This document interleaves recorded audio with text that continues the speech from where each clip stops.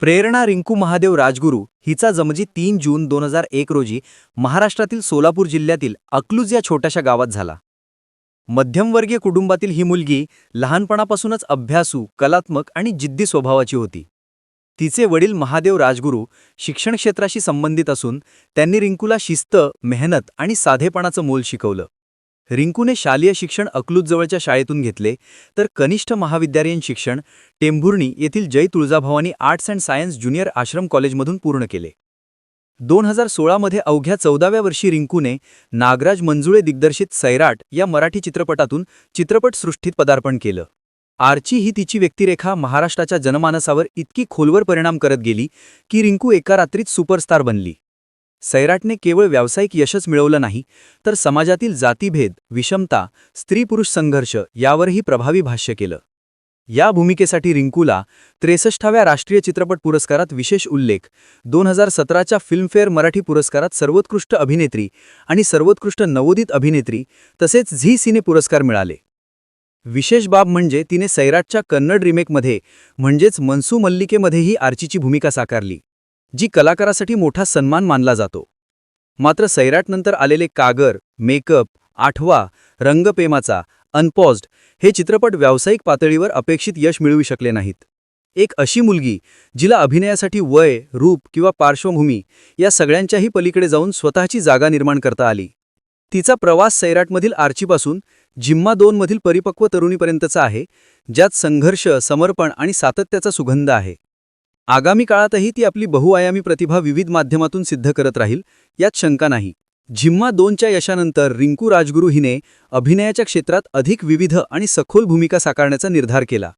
सैराटमधील आर्चीप्रमाणेच तिला स्वतःची स्वतंत्र ओळख निर्माण करायची होती, जी केवळ एका हिट चित्रपटापुरती मर्यादित नसेल.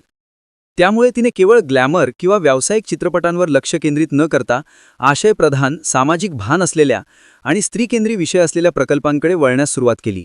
या टप्प्यावर तिने काही लघुपट, रंगभूमीवरील प्रयोग तसेच मराठी आणि हिंदी डिजिटल प्लॅटफॉर्मवरील नव्या वेब सिरीजमध्ये काम करण्यासाठी संवाद सुरू केले. अभिनयासोबतच तिने स्वतःला नव्या स्वरूपात सादर करण्यासाठी अभिनय कार्यशाळा, शरीर फिटनेस, नृत्य, संवाद अभ्यास यावरही भर दिला.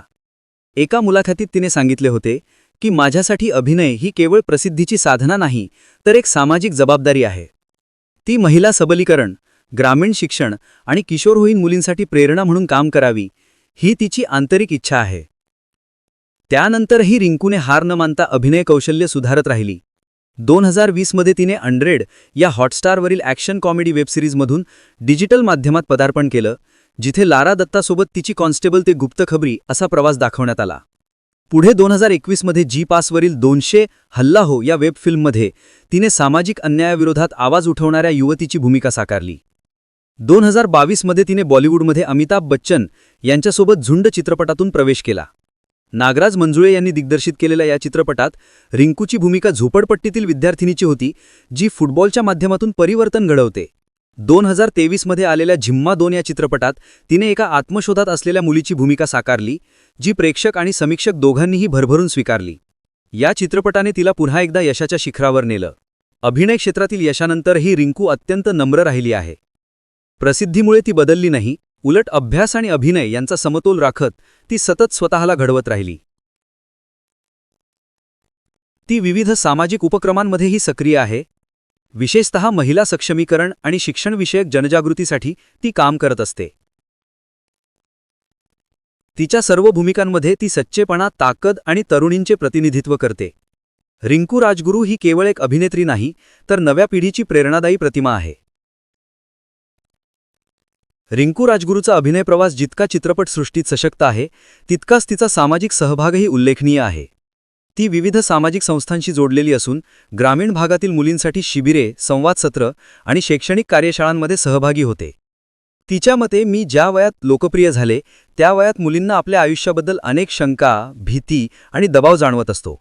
अशावेळी एखादी साखरवाट दाखवणारी व्यक्तिरेखा, जी त्यांच्या भाषेत आणि वास्तवात संवाद साधते, ती त्यांच्यासाठी दिशा ठरू शकते. म्हणूनच रिंकूने आपल्या व्यस्त वेळापत्रकातून वेळ काढून महिलांच्या आरोग्य, शिक्षण आणि आत्मनिर्भरतेबद्दल जागरूकता निर्माण करणारे कार्यक्रम स्वीकारले. तिने महाराष्ट्रातील अनेक जिल्ह्यांमध्ये जाऊन बालिका दिन, शाळा चलो अभियान, बेटी बचाओ बेटी पढाओ यांसारख्या मोहिमेत आपली उपस्थिती नोंदवली आहे.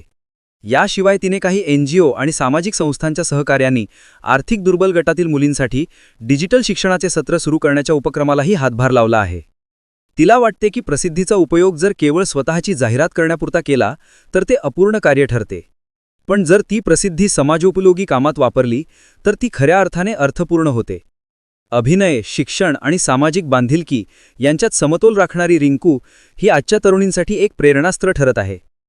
तिने केवळ कॅमेरासमोर नव्हे तर समाजाच्या आरशातही स्वतःचं प्रतिबिंब उमटवलं आहे. याच प्रेरणेतून ती अनेक शाळा महाविद्यालयांमध्ये संवाद सत्रांद्वारे आपल्या अनुभवांची देवाणघेवाण करते. रिंकूने स्वतःच्या लौकिकाला ओळखून भूमिका निवडायला सुरुवात केली असून ती केवळ हिरोईन म्हणून नव्हे तर एक परिपक्व अभिनेत्री म्हणून प्रेक्षकांसमोर यायची धडपड करत आहे.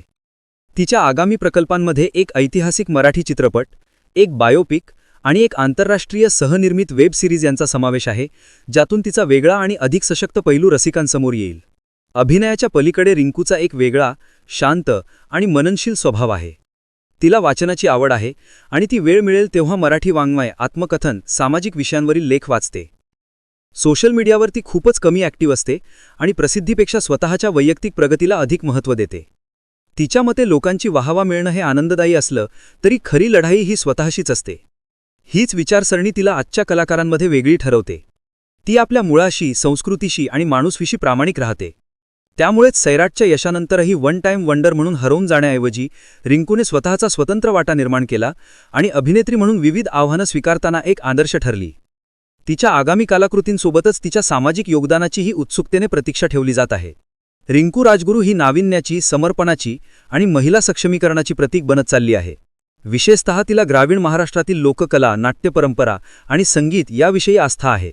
एका मुलाखतीत तिने स्पष्ट सांगितलं होतं की मी मराठी संस्कृतीची विद्यार्थीन आहे. अभिनय हा एक भाग आहे, पण माझं मूळ आहे ते माझ्या मातीत. तिचं हे मातीशी जुळलेलं नातं तिला जमिनीवर ठेवतं आणि तिच्या अभिनयात एक अस्सलपणा निर्माण करतं. हीच गोष्ट आजच्या जमान्यात खूप दुर्मिळ झाली आहे. प्रसिद्धी असूनही नम्रपणा, यश असूनही मेहनतीचा ध्यास आणि ओळख असूनही स्वत्व टिकवण्याची जिद्द. त्यामुळे रिंकू राजगुरू ही केवळ सैराटची आर्ची न राहता आजच्या तरुण अभिनेत्रींसाठी एक आदर्श घडवत आहे, जिचं स्वप्न केवळ मोठं दिसण्याचंच नाही तर मोठं बनण्याचं आहे. रिंकू राजगुरूच्या आगामी प्रकल्पांविषयी बोलायचं झालं तर सध्या ती मराठीसह हिंदी चित्रपटसृष्टीत काही महत्त्वाच्या चित्रपट व वेब सिरीजमध्ये काम करत आहे. विशेषतः एका ऐतिहासिक बायोपिकमध्ये ती एक कणखर सामाजिक कार्यकर्तीची भूमिका साकारते आहे, ज्यासाठी तिने विशेष प्रशिक्षण घेतलं आहे. यात तलवारबाजी, घोडेस्वारी आणि भाषांकलाही शिकावी लागली. या व्यतिरिक्त एक सामाजिक थरारपट, सोशल थ्रिलर आणि एक रोमॅन्टिक कॉमेडी वेब सिरीजही ती करीत आहे, ज्यातून तिची एक वेगळी हलकी-फुलकी व मॉडर्न लुकमधील बाजू प्रेक्षकांना पाहायला मिळेल. या विविध प्रकल्पांतून ती एका अभिनेत्रीसोबतच एक प्रयोगशील कलाकार म्हणूनही पुढे येते आहे.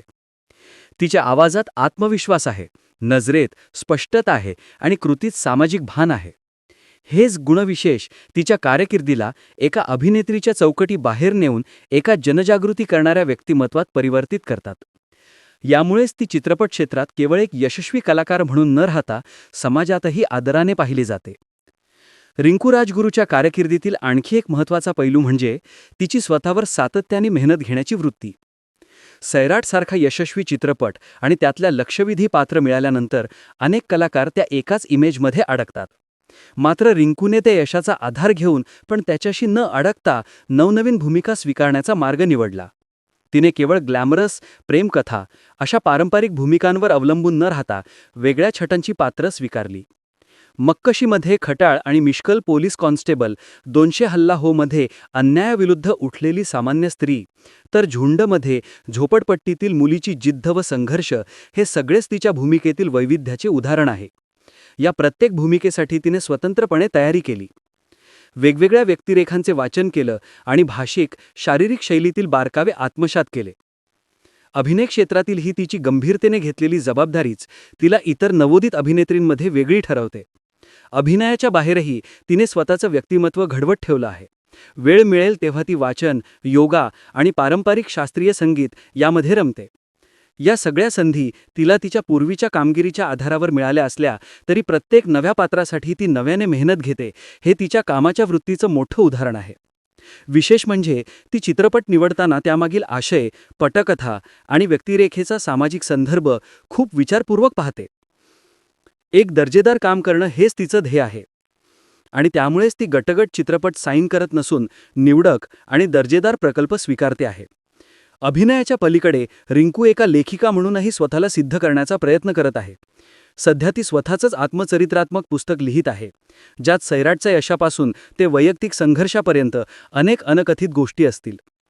तिला तिच्या अनुभवातून इतर तरुणांना शिकवायचं आहे, विशेषतः ग्रामीण भागातील मुलींना, ज्यांच्या क्षमता आहे पण संधी नाही. सैराटने तिला ओळख दिली, पण त्यानंतरचा प्रत्येक टप्पा तिने स्वतःच्या मेहनतीवर पार केला. हेच ती नव्या पिढीपर्यंत पोहोचवू इच्छिते. हे पुस्तक आणि तिचं सामाजिक कार्य तिच्या व्यक्तिमत्वाला आणखी गैर करतात.